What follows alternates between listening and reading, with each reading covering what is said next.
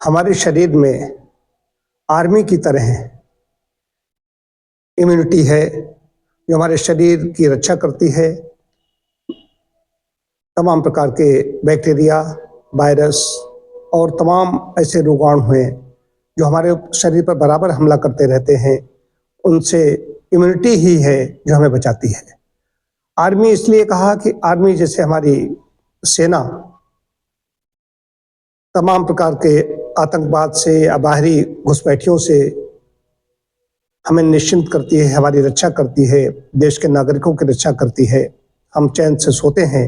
ठीक वही हमारा शरीर है। हमारे शरीर में एक ऐसा तंत्र होता है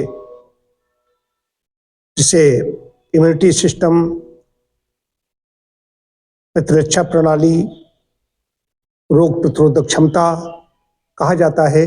कोरोना काल में लोगों ने इम्यूनिटी के बारे में ज़्यादा जाना। पढ़े लिखे लोग तो पहले से ही जानते थे, लेकिन ये ऐसा उसमें वायरस का हमला हुआ तो इम्यूनिटी के बारे में सब लोग जान गए। इम्यूनिटी बढ़ाइए, इम्यूनिटी बढ़ाइए। तो पहले तो समझ ले इम्यूनिटी शरीर में रहती कहाँ है। कोई ऐसा क्या एक स्थान है, कहाँ पर होती है? तो इम्यूनिटी के बारे में ही कहा जाएगा कि किसी एक विशेष जगह पर नहीं रहती, ये पूरे शरीर में फैली हुई है। बाहर से अगर देखा जाए तो सबसे बड़ा अंग त्वचा है, स्किन है। उसके अंदर भी पहली पंक्ति कही गई। इसके अंदर भी म्यूकस मेम्ब्रेन है। हमारी आते हैं 70 से 80% भाग इसमें रहता है। आते हैं इसलिए कहता रहता हूँ पेट साफ रोग साफ। पेट साफ रहे तो कोई रोग नहीं होगा, स्वास्थ्य की रक्षा होगी। जो मलकिया ठीक नहीं रहती है तमाम प्रकार के रोग वहां से शुरू हो जाते हैं। इसीलिए कब्ज को रोगों की जड़ बताया गया है। तो पेट की गड़बड़ी न होने दें। इसके अलावा लिम्फ नोड्स हैं, स्प्लीन है, थाइमस है, कई ऐसे स्थान हैं जहां पर इम्यूनिटी होती है। जब भी कोई किसी चीज का हमला होता है शरीर पर, तमाम प्रकार के कीटाणु, विषाणु, वायरस जो भी हमला करते हैं तो तंत्र सक्रिय हो जाता है। पहली पंक्ति, दूसरी पंक्ति, तीसरी पंक्ति क्रमशः और उनको चट कर जाते हैं, नष्ट कर देते हैं जैसे शिकारी कुत्ते की तरह। तो प्रतिरक्षा प्रणाली, हमारी इम्यून सिस्टम जितने ज्यादा हमारा मजबूत होगा उतने ज्यादा हमारी सेहत अच्छी रहेगी। ठीक वैसे ही जैसे किसी बगीचे में जाते हैं, बाग में जाते हैं या जंगल में जाते हैं, देखते हैं एक पेड़ सड़ रहा है, एक पेड़ वहां पर नया लहलहा रहा है। तो वो सड़ रहा है, वो लहलहा रहा है, उसके अंदर इम्यूनिटी है, उसके सड़ने का कोई प्रभाव वहां पर नहीं पड़ता। हालांकि उनका भी अलग है, तंत्र ऐसा है जो जड़ों से अंदर अंदर एक दूसरे को सूचना भेजते हैं, वो भी एक बहुत बड़ी चीज है, उसमें नहीं जाना चाहता। इम्यूनिटी हमारी है, डॉक्टर हैं, तमाम स्टाफ है, वो काम करता रहता है।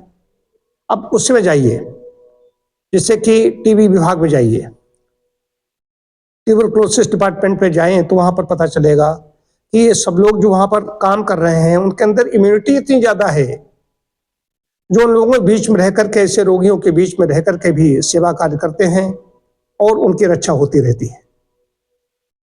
तो इम्यूनिटी जितनी ज्यादा हमारी स्ट्रांग होगी उतनी हमारी सेहत अच्छी रहेगी। और जब इम्यूनिटी हमारी कमजोर हो जाती है तभी हम रोगी हो जाते हैं। जब तंत्र हमारा, प्रतिरक्षा प्रणाली हमारी हार हो जाती है बाहर के वायरस से या रोगाणुओं से, वो हमारे ऊपर हावी हो जाते हैं और व्यक्ति रोगी हो जाता है। ये समझने की बात है। तो इम्यूनिटी बढ़ाने के लिए क्या करना है मैं आपको बताता हूं। वही सिद्धांत है। इम्यूनिटी बढ़ाने के लिए हमें व्यायाम करना है, हमें पर्याप्त नींद लेनी है, हमें आहार पर विशेष ध्यान देना है। आहार में भी फल, सब्जियां, एंटीऑक्सीडेंट, ओमेगा 3, ये तो विटामिन और खनिज लवणों के नाम लेने के बजाय सीधी सी बात है जो सीजन में हमें चीजें मिलती हैं, वो भी जो ताजे फल, हरी सब्जियां, सूखे मेवे, नट्स, गिरियां, इनके द्वारा ज्यादा हम ज्यादा सेवन करेंगे, ज्यादा ग्रहण करेंगे तो हमारी इम्यूनिटी बहुत मजबूत होगी। अंकुरित अन्न भी बहुत अच्छा है। लेकिन यही अन्न खाद्यान्न जब हम ज़्यादा तल भून करके खाएंगे, उसको निर्जीव निष्प्राण बना करके खाएंगे, सब्जियों को जो कच्ची नहीं खाई जा सकती उनको खाना चाहिए, उबाल के खाना चाहिए, लेकिन ज़्यादा तल करके उनका रूप परिवर्तित कर देंगे तो इम्यूनिटी कैसे हमारी ठीक होगी? इम्यूनिटी हमारी कमज़ोर हो जाएगी। तो इम्यूनिटी मजबूत बनाने के उपाय यही हैं कि हम 7 से 8 घंटे की नींद, नियमित समय पर प्राकृतिक भोजन,